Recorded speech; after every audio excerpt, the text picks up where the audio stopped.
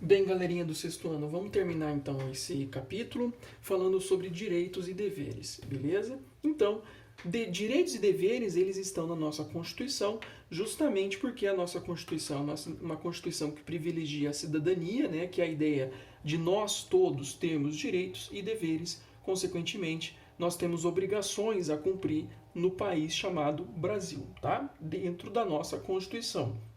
Então a ideia do exercício do direito e do dever é justamente o exercício da cidadania para a gente viver uma sociedade boa, organizada, né, onde cada um se respeite. Mais ou menos é essa lógica, né? Então quais são os principais direitos? Então direito à saúde, à educação, à moradia, a trabalho, à previdência social, né? Que, por exemplo, a pessoa está doente, ela não vai trabalhar, então o dia dela de trabalho é pago, desde que ela contribua com o INSS, né?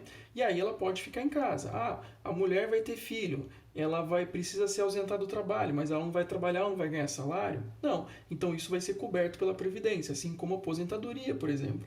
Todos esses direitos, eles têm que ser iguais entre homens e mulheres. Só que aí o que a gente percebe? Que ainda assim alguns direitos, como por exemplo salário igual, as mulheres ainda de uma forma geral no Brasil têm recebido menos que os homens, tá? Dentro de uma mesma profissão, de uma mesma jornada de trabalho, né? Essa é uma pesquisa feita no Brasil que ainda existe. Da mesma forma também que tem que ter direito entre branco, negro, índio, coisa assim. Os negros, por exemplo, em relação aos homens brancos e mulheres brancas, eles acabam recebendo menos salário também ainda no Brasil, né? Direitos à liberdade de expressão, religiosa, política. Então, liberdade de expressão é um jornal. Você pode ir para a rua fazer protesto, você pode fazer greve, você pode questionar o governo, você pode fazer um blog na internet, né, um vídeo no YouTube e criticar. Claro que você não pode falar mal no sentido de xingamentos, né? Isso não, isso é proibido, isso aqui faz parte dos deveres, tá certo? Onde você não pode ofender. Ofender, aí você está quebrando o direito, tá certo?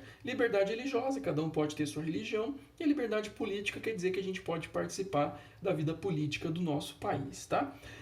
Nós também temos os direitos de respeito no situação de que a pessoa ela não pode viver em situação degradante, ela não pode receber tortura, né? Seja ela psicológica, seja ela violência física. Então, por exemplo, a pessoa é presa, essa pessoa na prisão ela não pode ser torturada pela polícia.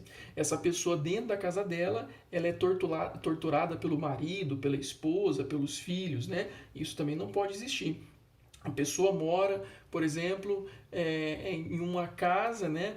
Ou ela vai trabalhar, por exemplo, em uma situação degradante. Vamos supor, ela trabalha, às vezes sem ter proteção de saúde, né? Sem ter proteção para o pé, que é o caso, por exemplo, de um camponês, né? Um agricultor. Ele tem que ter ali a máscara, ele tem que ter a bota para trabalhar, ele tem que ter uma proteção, porque senão pode ser considerado situação degradante. E aí o Estado pode ser processado aí pelas pessoas, né? Isso que a gente chama de direitos humanos, ou seja, o Estado tem que saber respeitar as pessoas enquanto detentores disso, né? E assim também a questão relacionada à pobreza e coisas do tipo, beleza? Outra coisa que nós conquistamos recentemente, e aqui é recente, é o Estatuto do Idoso.